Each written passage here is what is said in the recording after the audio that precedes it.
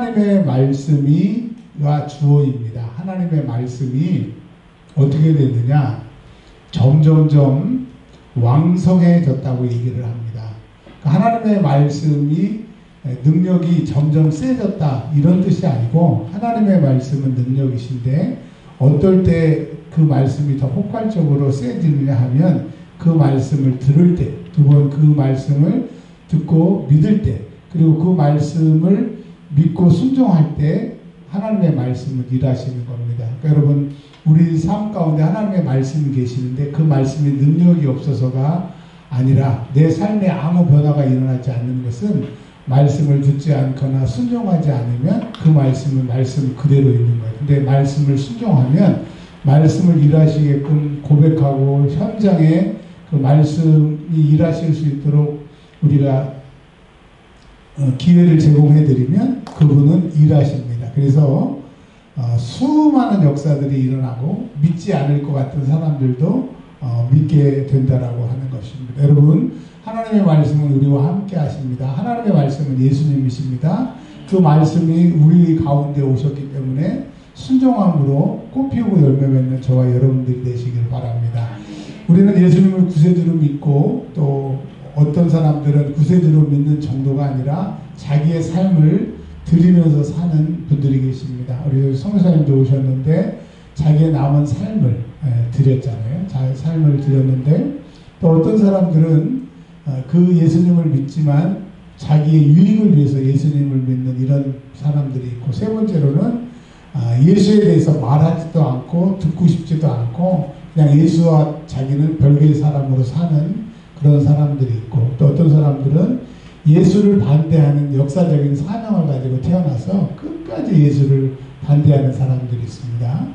윤석철 목사님, 연세중앙교회 목사님의 그 유명한 점은 아버지가 10년을 넘게 핍박을 하셨대요. 핍박을 그냥 핍박을 하는 것이 아니라 때려 부시고 때리고 그래서 도저히 예수를 믿을 수 없는 상황인데, 특별히 그 교회 그 마을에 목사님이 오셨는데 그 목사님이 얼마나 말씀대로 가르치시는지, 그 목사님이 오시기 전에는 그 아버님이 교회를 가든 말든 신경을 안 썼는데, 이제 제대로 예수님을 믿고 제대로 예수님을 섬기고 살려고 하니까 그렇게 핍박을 하시더래요.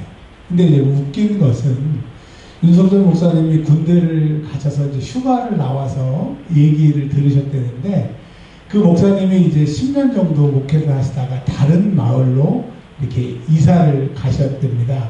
근데 지금이야 뭐 용달차가 있고 나를 수 있는 기구가 있었지만, 옛날에는 우마라고 그래서 소가 끄는 그 마차 같은 것으로 이사를 했는데, 그렇게 목사님을 칼을 갈고 몇 번 죽이려고 쫓아갔던 그 윤석철 목사님 아버님이, 목사님이 이제 다른 데로 가신다니까 길을 딱 막고 못 가게 하셨대요. 윤석철 목사님이 그 자리에 계신 건 아니고 휴가 나와서 어머니한테 들었던 얘기인데, 왜 막았느냐? 목사님, 내가 10년 동안 목사님을 핍박하고 죽이려고 했지만 목사님은 참 진짜인 것 같습니다. 이렇게 진짜의 목사님이 가면 우리 마을은 어떻게 합니까? 가지 마세요. 그리고 못 가게 막았다고 그 얘기를 실천목회 설교 시간에 그 얘기를 하시더라고요. 그러니까 그 역사적인 사명을 띠고 박해하는 사람들도 결국은 그 예수님을 만나면 회심한다라고 하는 얘기를 좀 드리고 있습니다. 자, 그러면 예수님이 이 땅에 오셨을 때 예수님을 바라보는 사람들이 요한복음 10장 33절에서 볼 수 있듯이 하나님을 모독하는 사람으로, 즉 인간이 하나님의 아들이라고 얘기하는 것은 투석형, 돌에 맞아 죽어야 됩니다. 그리고 또 이스라엘 백성들이 제일 싫어하는 게 뭐냐면, 예루살렘 성전을 가지고 장난치거나 성전에 짓는 죄도 투석형인 겁니다. 근데 예수님이 성전을 헐라, 3일 만에 내가 성전을 세우겠다, 그리고 내가 하나님의 아들이다, 이렇게 얘기하니까 유대 사람들은 예수님을 나쁜 사람 정도가 아니라 반드시 죽여야 될 사람. 그래서 사도 바울이 예수 믿는 사람들이 그렇게 쫓아다니면서 시리아의 다메섹까지 쫓아가서 예수 믿는 사람들을 잡아가려고 하는 것이 뭐냐면, 인간이 하나님의 아들이라고, 하나님이라고 했던 것을 용서할 수가 없다라고 하는 거죠. 그래서 그 당시에 당시에 예수님을 신성 모독하는 사람으로 여겼다라고 하는 겁니다. 그 다음에 두 번째로, 그렇기 때문에 예수를 빨리 죽여야 예수의 제자들과 그 예수가 하는 그런 모든 것들이 종결되기 때문에 여튼 예수의 모든 것들을 핍박해야 된다라고 해서 가는 데마다 바리새인들, 사두개인들, 서기관들이 쫓아다니고 대제사장들이 쫓아다니면서 그 일을 방해했던 것이죠. 그러니까 우리가 성경을 보면 다 그 사람들은 그 사람들 나름대로 열심을 내서 그 예수 운동이 종결되도록 했던 것입니다. 자, 세 번째로, 그들은 예수를 돌로 쳐 죽이려고, 여러 번 죽이려고 하는 것이 다른 것이 아니라 어떻게 죄 많은 인간이 하나님의 아들이라고 얘기했느냐. 그래서 예수를 죽이려고 했습니다. 근데 여러분, 이제 지금부터 드리는 설명은 꼭 기억을 좀 하십시오. 뭐냐면, 예수님이 이 땅에 나타나셨을 때 많은 유대인들은 나단의 신탁을 생각을 했습니다. 여러분, 나단이 누구신지 아시죠? 다윗 왕 때 다윗 왕을 도와서 그 나라를 섬겼던, 하나님을 섬겼던 선지자가 나단인데, 나단이 다윗이 이제 성전을 짓고 솔로몬이 성전을 짓는 그 사건 전에 나단이 그 다윗 왕에게 신탁을 내립니다. 신의 명령을 내리는데 그것이 뭐냐면, 너의 자손을 통해서, 다윗 왕의 자손을 통해서 이 땅을 구원하는 메시아가 올 것이라고 하는 나단의 신탁을 하거든요. 그래서 이스라엘 사람들은 하나님의 아들이 또 구원자가 오면 다윗의 자손의 후손으로 온다라고 하는 것을 알고 있었습니다. 근데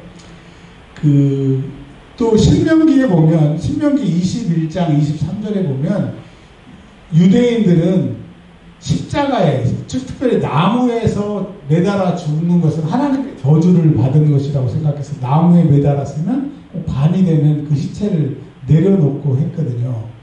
그래서 예수님이 만약에 돌에 맞아서 죽었으면 그 당시에 선지자의 핍박이라고 하는 전승이 있어서 그 당시에 하나님의 선지자들은 꼭 핍박을 받고 돌에 맞아 죽기 때문에 예수님이 십자가에 죽지 아니하시고 투석형으로 돌에 맞아 죽었으면 사람들이 거봐, 하나님의 아들 맞았어, 이렇게 핍박을 받았잖아, 이렇게 예수님이 인기가 있을까봐 이 대제사장들과 서기관과 바리새인들이 예수를 잡기로 공모하니라 라고 하는 단어를 씁니다. 이 공모가 뭐냐면, 간사한 계획으로 예수를 죽이되 투석형으로 죽으면 선지자들이 고난을 받고 다시 하나님의 아들이라고 하는 인기를 얻게 되니까 아예 나무에 매달아서, 즉 십자가에 매달아서 죽으면 그것은 신명기 21장 23절의 말처럼 저주를 받는 거기 때문에 예수님은 구원자가 될 수가 없는 거예요. 그래서 유대인들이 어떻게든지 돌로 쳐 죽일 수 있는 기회가 있음에도 불구하고, 왜냐하면 이렇게 얘기하거든요. 빌라도가 너희 법대로 처벌하라. 그런데 그들이 뭐라 그래요? 이는 우리의 법대로 처리하면 죽는 게 마땅하지만 우리가 죽일 권한이 없어서 당신에게 가져왔다고 얘기를 합니다. 근데 여러분, 그게 거짓말인 게, 물론 63년도, 그러니까 로마가 이제 그 정권을 잡은 다음에 사형제도는 로마 사람들만 하기로 되어 있습니다. 그게 맞는 말인데, 하나님의 성전을 더럽히거나 하나님의 아들이라고 하는 신성 모독은 돌로 쳐 죽이거든요. 여러분, 사도행전에 스데반 돌 맞아 죽잖아요.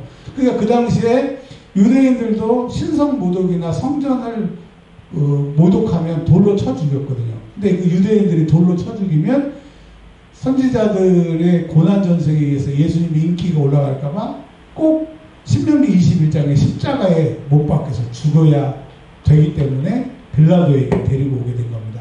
그러면 빌라도가 예수님을 죽이지 않을 수도 있는 절대 권세였죠. 왜냐하면 헤롯 대왕보다 더 힘이 있는 그 황제가 직접 파송한 사람이니까.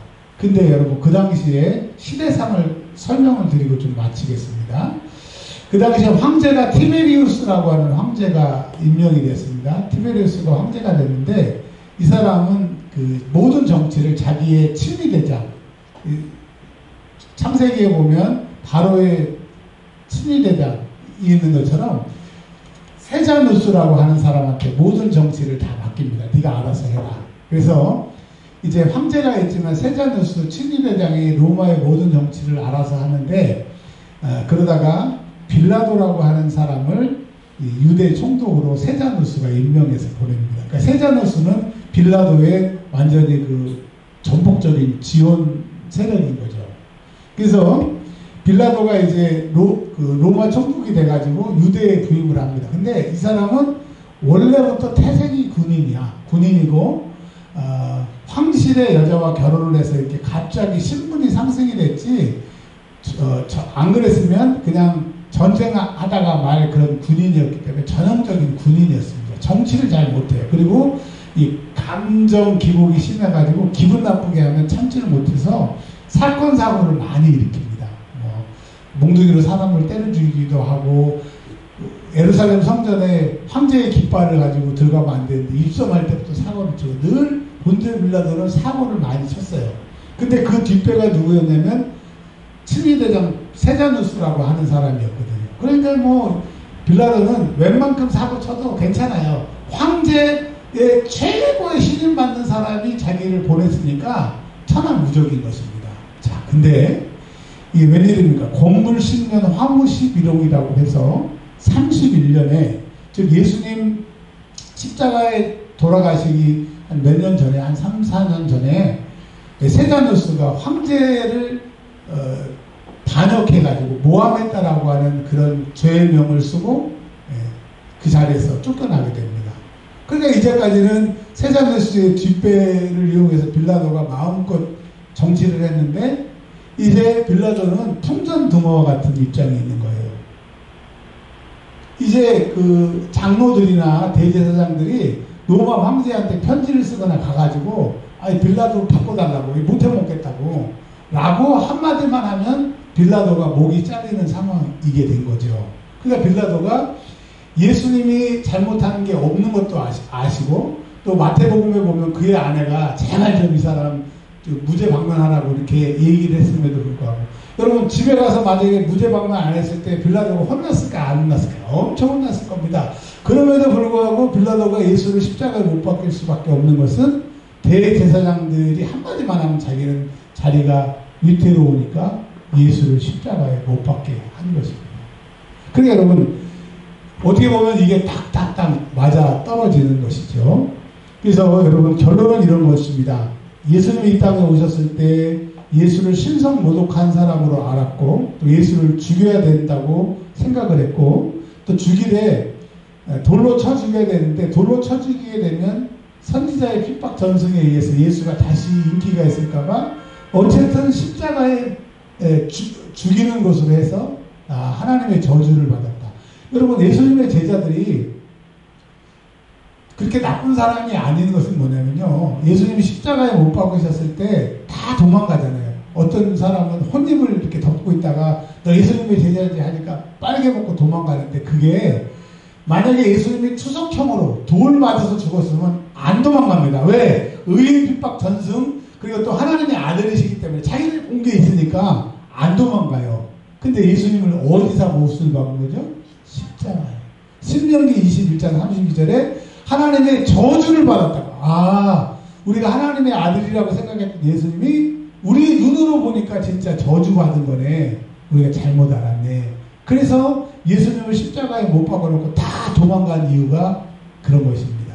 네, 그럼에도 불구하고 예수님은 하나님의 아들이시기 때문에 이제 잠자는 자의 첫 열매가 되시고 부활하신다고 하는 이야기를 우리가 듣게 되게 될 것입니다. 여러분 우리가 지금 6번째 말씀을 듣고 있습니다. 지금 제가 녹음도 하고 이게 책으로 나올 거예요. 그러니까 다시 한번 볼 수 있는 기회가 있겠지만 여러분에게 제가 간절히 호소하는 것은 이 앞으로 2주 남았는데 기도하시고 또 성경 읽으시고 어찌하든 다시 불을 붙이는 2주가 되었으면 좋겠습니다.